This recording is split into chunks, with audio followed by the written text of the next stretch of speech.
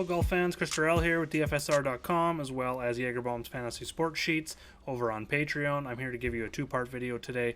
One, we're going to look at the DFSR, the new projections and lineup optimizer, a little bit how to use it and how I go about using it. Two, we're going to look at my PGA full tournament sheet over here for the Rocket Mortgage Classic, so we're going to go over that as well, and I'm going to kind of show you how I use both of those together to make my lineups every week, both for Showdown as well as full tournament. So first of all, if you're not a DFSR member, get over to DFSR.com. You can get a free trial today. Check out the new PGA Optimizer. We've got other sports coming back as well. As we know, MLB's opening day is July 23rd, 24th. NHL is coming back by the end of July. NBA is July 31st, so those optimizers are going to be up and running for everybody. We're going to have a lot of sports going all at one time, so get over and check that out. You can start with the PGA Optimizer, have a few weeks to get yourself familiar with that. We have been running it since the return, so if you are a member, just click on that PGA at the top, click on your PGA Lineup Optimizer. It's going to take you in there. And then once we get here, a couple things to look at. We've got FanDuel and DraftKings projections up here on the left. Number of lineups that you want to create from 1 to 50. Classic is here for FanDuel, of course. If we go over to DraftKings, we're going to see the Showdown, round 1, 2, and 3 as they show up here, golfers' prices. So one thing that I like to do right off the bat with DraftKings, you have to make two selections. So you either have to lock two players or lock and exclude a player or exclude. So I'll usually go through my sheet. We're going to go through that in a second. Pick out maybe my top two favorite plays or maybe a player that I am Xing out. So you can do this pretty easily actually by just going down to the punt range. Take two of those guys out. You can run. Oh no, you got to have one locked. So take your favorite player. So let's just say this week Bryson DeChambeau. We'll get into the tournament here shortly. Once you do that, it creates your lineups. It's going to show you the exposure that you have throughout however many lineups you've created. You can X and lock players from there. You can also go back up to the projections here. If you've got your own custom projections, you want to tweak things a little bit, you can go into this square box here. If you think Bryson maybe gets 125, you think the scoring is going to be very high like where it was last year, we can give him 125. You can go and adjust players that way.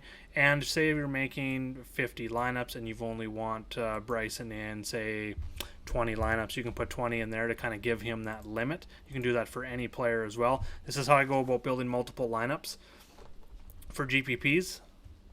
We'll go down and we hit optimize and it starts optimizing your lineups. So then the other filters you have over here is you can filter by salary. So if you don't want any punt players, you kind of want to go maybe a more balanced route this week, you can really cap it off at 10,000 and maybe as low as say 7,200. Then you can optimize your lineups that way. You can filter by fantasy points, so it takes out the low projection guys. You can filter by points per dollar, which is another column, and then stacking that doesn't apply to golf here. So you can go about building if you're not comfortable with, I know this week a lot of builds, our build is getting Bryson or Webb in there, so definitely play around with that and reach out if you have any questions. Like I said, if you're not a member, get over to DFSR.com and get that free trial today. You can also get access to my sheet over on DFSR. If you go to other sports here and click on Chris's DFS Sheets page, this is where you're going to find my sheet every week. I do post it in chat, but if I don't happen to be around in chat, you can go to this page. All the sheets are listed here, so you can find round 4 Showdown. Okay, that's for last week. I haven't got the round 1 sheet for the Rocket Mortgage up yet. I do have the full tournament sheet, so you just click on that there. It's going to load the cheat sheet. The other place you can get the cheat sheet is over on my Patreon page. And that is patreon.com/Jagerbaums. It's Jagerbaum's Fantasy Sports is the name. There's a nice little picture of me, Phoenix track that we were at last fall and this March as well, kind of before the whole COVID thing came down. But come in here, select your membership package. It's $5 per month for any of the sports. I do right now have 8 different sports going. NASCAR, I'm up to all 3 series with the new fantasy matrix in there. So it's $5 per sport. We've got baseball, NHL, and NBA coming back. So that $10 all sports access is a ton of value if you want to sign up and get all of my sheets. So once you get that sheet, we're going to dig into the sheet here a little bit. So once you get that loaded, you can kind of follow along if you want along with the video. This is a copy I made of the sheet. You can do that. It is a view-only sheet when you first download it. What you're going to want to do is go up to File, make a copy, name it whatever you'd like, and it creates your own copy. You can then go and sort columns. So if I want to sort by FanDuel dollars, I'm going to go over here and just click on a FanDuel price and go up to the top and click Data, sort Z to A, which is highest to lowest. And now we're sorted by FanDuel pricing. So then you can go and sort any rows. Like if you want to see, let's go ball striking. Let's see the top ball strikers on the sheet. And that just kind of takes me right into the stats. We'll start at the stats. So the stats on my sheet are 95% weighted on this year's stats, 2019-2020 season, with a 5% weight on 2018-2019 season, just to get a little bit more, just to get a little bit of sample size from last year as well for those players that did play. Kind of excludes the rookies there, but gives some more sample size. Is the whole purpose behind that. Got all the stats, strokes gained stats, putting stats. New this week, actually, portion of last week is the putting splits. So for Bent and Poa this week, because it is a mixture this week. If it is Bermuda grass, I will have that up there as well. We've got off the tee stats, approach stats. So all in green. This is going to be all your raw stats.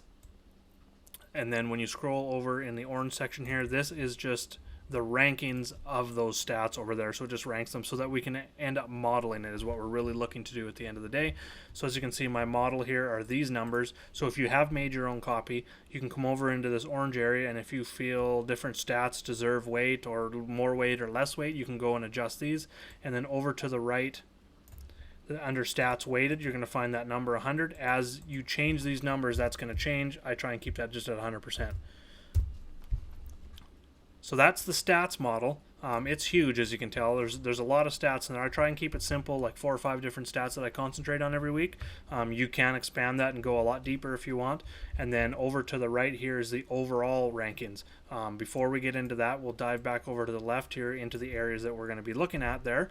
So we've got odds, official world golf ranking. We've got salary to odds differential. The other one is course history. So this week with the Rocket Mortgage Classic, we're at the Detroit Golf Club. We'll go jump and have a look at the course here. It is a par 72, 7,340 yards. This is only the second year they've been here. Last year was obviously the first. And going and looking at the course history here, Nate Lashley won -25. So it was very, very high scoring. There was about, I think the field average rate around 65% fairways hit. The top 10 were around over 70%. So that wasn't a big deal. One difference this year is they have raised the rough up to about 4 inches, so it's going to be pretty gnarly. I don't think that's going to be too bad. It kind of gives me a tick down on some players that are maybe a little wild with their drives. That's about it. I'm not looking for anything other specific because of that change. I'm just kind of maybe downgrading the wild drivers a little bit, because they are going to be penalized for missing fairways a lot more this week than they did last year at this event. A little bit smaller than average greens. This is a Donald Ross design, so you do get a lot of like turtleback greens, where if you're not coming in with the right approach, it's going to be, coming off the green. But we do see a high GIR percentage here. Strokes gain approach is definitely my number one stat, as you can see over here in the model there. So that's going to be huge for me this week. And then we got current form. Last 10 tournaments, average finish last 5, last 10, average DK points last 5 and last 10, and that all gets modeled together over on the far right. So I've got the stats model, which is everything in the orange here. We've got the history, so it ranks players' course history. It's only 1 year sample size, so I've got that very low at 5%. Form, which is just average finish, last 5 events. And then I've got 35% on DraftKings scoring, which is very similar to form, but instead of looking at average finish, we're looking at DraftKings points. That leads me into some of the additions I've made to the sheet that we're going to dig into, and that is weekly DK point trend. That's where I'm going to start. So what I've done is put together a weekly rolling list of all the players in the current field of the current tournament. So this is going to be in each full tournament sheet to start the week. It's going to be all the players in the field and their last. I've narrowed it down this week to the last 3 tournaments because that's how many we've played since the return of golf. So that's what I'm looking at here. So what you got is their finish position, DraftKings points, their salary that week, and their points per dollar value that they returned you with that. And that is really a formula. Looking at DraftKings points divided by salary times 1,000 gives you that number for each of the last 3 events. So what I've got guys highlighted in yellow here these are players who have played all 3 events since the return and have made all the cuts. So you've got 7 players who have played all 3 events in this field who have made the cut. That's a pretty good sample size because we've got 44 players in this field that have played all 3 events. Only 7 of them have made each of the cut. So pay attention to that. That's what the guys highlighted in yellow are. This is a copy of the sheet, so this is my own rendition. Some of this stuff will be added next week with some notes, stuff like that. But for now, this is what I was just working on before the video. So this is what you won't see this on the full field tournament sheet. You might have to add it. Same with events and average DK points since return. So that's what I've got this sorted by here as well, is average DK points since the return. So if we scroll down, there is another group of players who have only played 2 of the 3 events that have made both cuts. That is these other 8 players. That's a new tab. Eventually I'm going to be adding more to this, like average points per dollar, value returned, average salary, stuff like that, and I'm going to try and incorporate that into the main sheet so I can put it in the model as well, start modeling a few more things. If you just want to have a look at DraftKings scoring, you can come and look at every player in the field on the DK points by event tab. You can look at all the tournaments going back to the Greenbrier at the start of the year, back in the fall season, every player that's in this field this week, and all their DraftKings scoring. I'm going to add some stuff to this sheet as well, like average DraftKings points per tournaments, and I'm also splitting up tournaments into design and stuff like that. This is stuff that's going to be coming down the road, but there is a lot more to come to this stuff. This was just some huge additions to some data that can really help you out in the research side of things. So then the other one was putting splits. So we've got bent grass, POA, Bermuda, and then with these events, with bent and POA mix, I wanted to kind of put those together and see how players also did on those. It's going to be a lot smaller sample size because there isn't as many events out there with the bent POA mix. This goes back right now, my database goes back to, I believe it's the Wells Fargo last May, so we've got about a year, little over a year sample size, minus the tournaments that were obviously canceled. So it is growing each and every week, and I plan on going back farther as well just to get a bigger sample size, and then I'll start narrowing it down to bent grass once we have a larger sample size. Bent grass last 5 rounds, last 10 rounds, and so on. So that is to come as well. So this will be, all 3 of these new tools are going to be growing in the future, and they kind of go with, you can look at the course here. I've got course notes I'm going to be adding to. We've got course data looking at hole by hole, rankings of each hole, which it's par 4 scoring's high on my list this week. Why is that? 4 of the easiest, or the 4 easiest holes last year on this course were the par 5s. So everyone's going to be scoring on the par 5s. The place where you're going to be able to make a difference this week, set yourself apart like it showed last year in terms of correlation, was the par 4s. So I am looking at par 4 scoring. Another reason why Bryson is right near the top for me is just simply because since the return, he's gained strokes in 9 of 12 rounds on the par 4s, which has been better than all the other guys at the top. So I'm going to sort by DraftKings scoring. Going to go over just a couple of plays that I like this week. I already mentioned Bryson. He's definitely on my list. Webb Simpson would be number 2 for me, but I do lean Bryson a little bit. He has played, like I said, all 3 events. Webb didn't test positive for coronavirus last week. He withdrew with an abundance of caution. He is an elite player in the world. I have no problem going that way, but Bryson would be my top guy. In cash games, I'm going balanced. I'm not going to be going these guys. I'm going to be jumping down to Victor Hovland. He has been elite ball striking lately. He's had some really good tournaments. The only problem with him has been the putter. So I feel that with his ball striking, once he even gets back to field average or even a little bit above field average and putting for an event, gets a hot putter, he's definitely a guy that I'm not only going to be playing cash games GPP, but I will also be betting at that 23 to 1. I actually got him at 25 to 1 before, and I think he's maybe down to like 18 or 20 to 1 now. But I would even take that number as well. I think he's got a good shot at winning this week. And then kind of going down a bit, we've got consistent Tony Feno. I think it makes a little, he's one player I was kind of surprised wasn't kind of up, above 9,500, up in that 10K range with this little bit lesser of a field this week. Definitely have some exposure to him.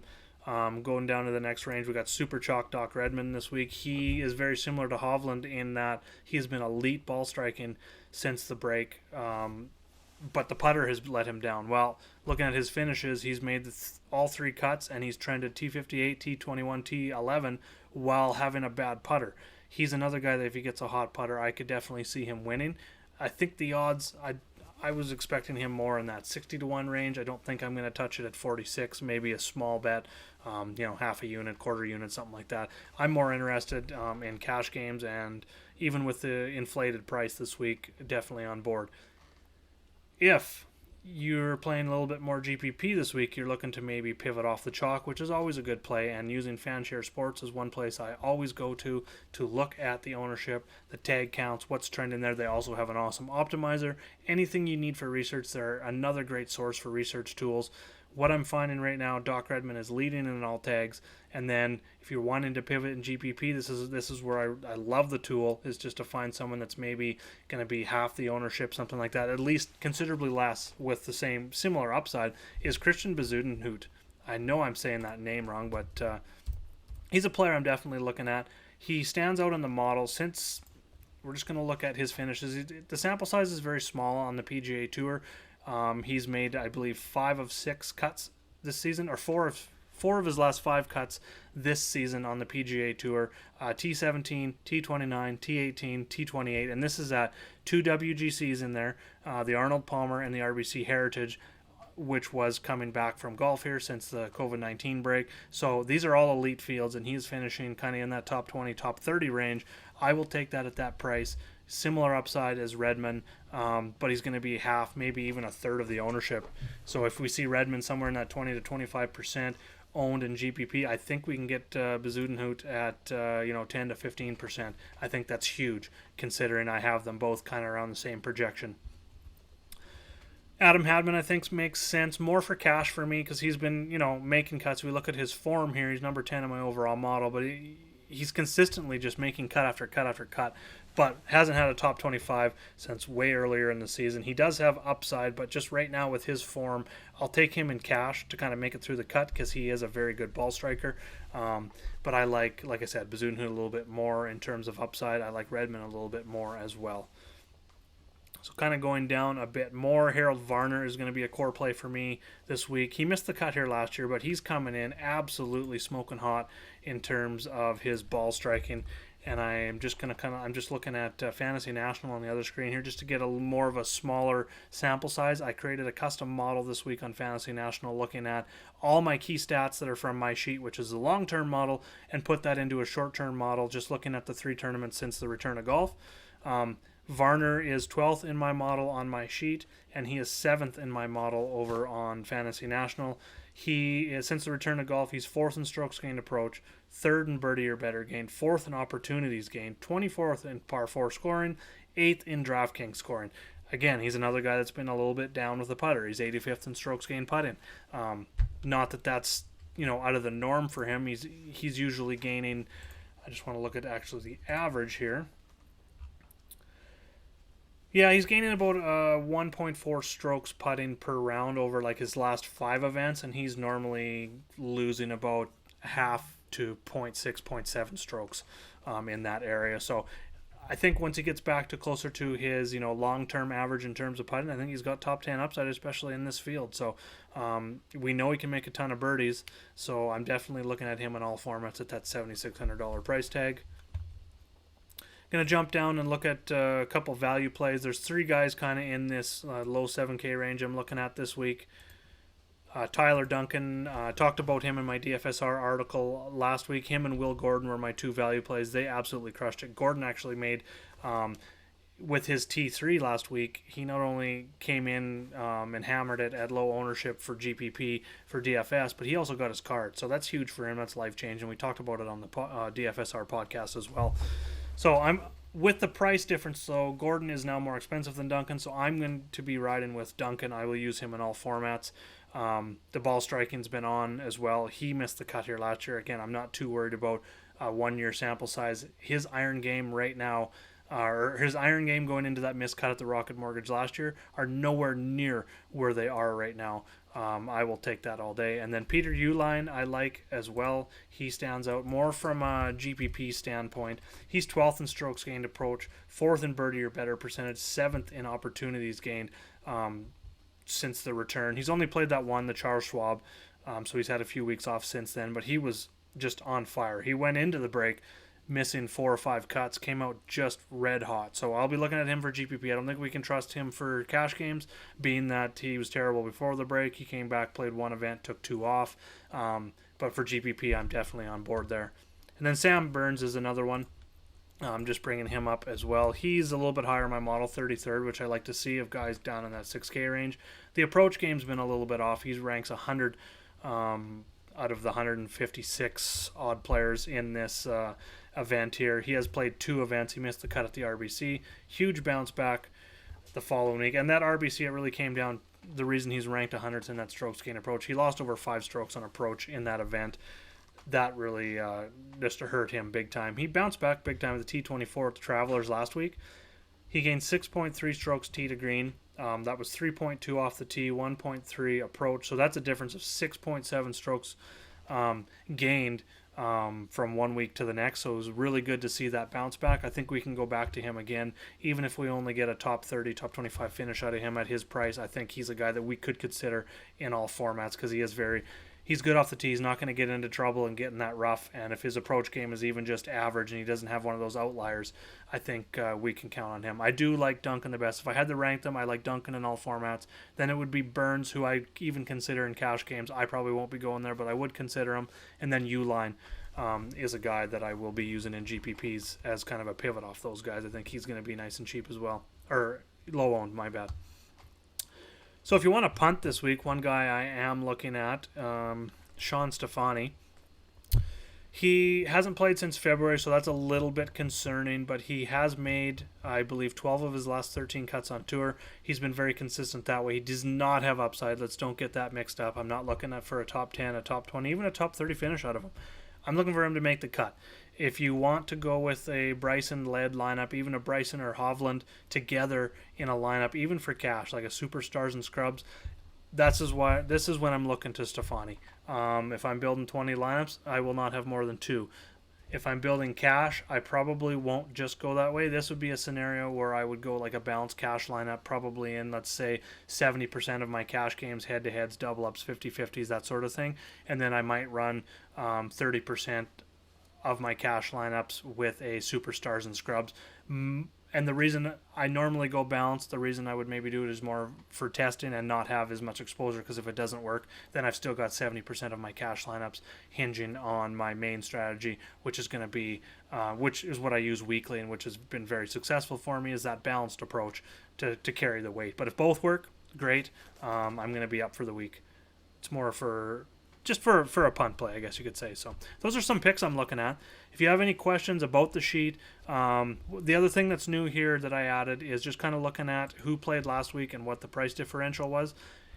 One, it kind of helps you look at a player's, like obviously this week we see a lot of increase in price because the reduced field. In the future, I'm going to be working on getting it narrowed down to every player and their last event. What was their price versus their last event, not just last week. So that's something that's coming up as well. If you have any questions about anything I added, any suggestions of things that I could add to maybe help you out with your research process, any questions about this week, GPP plays, cash plays, bankroll management, how to multi-enter a 20 max, how to multi-enter a 3 max, how to play single entry, anything at all, hit me up. I'm over at dfsr.com in the chat room pretty much up until lock. You can catch me in my Slack for my Patreon as well, or Patreon private message, or on Twitter at Jaeger_bombs9. Thanks for watching the video. Good luck.